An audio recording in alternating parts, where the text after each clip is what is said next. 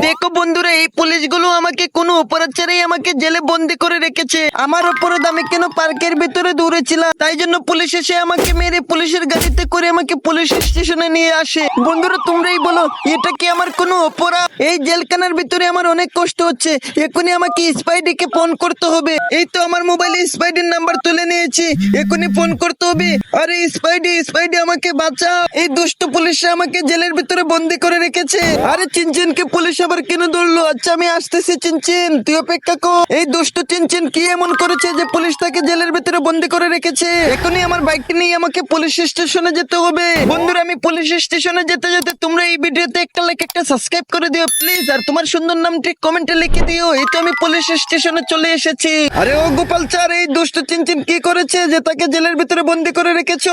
আরে স্পাইডি, আমাদের শহরের পার্কের ভিতরে একজনকে হত্যা করে হয়েছে, আর সেখানে চিনচিন খেলা করছিল, তাই জন্য আমরা তাকে ধরে এনেছি। ঠিক আছে স্পাইডি, তুমি যখন এসেছো আমাদের পুলিশ স্টেশনে, আমরা চিনচিনকে ছেড়ে দিচ্ছি। আই চিনচিন চল, এখনই বাড়িতে যেতে হবে।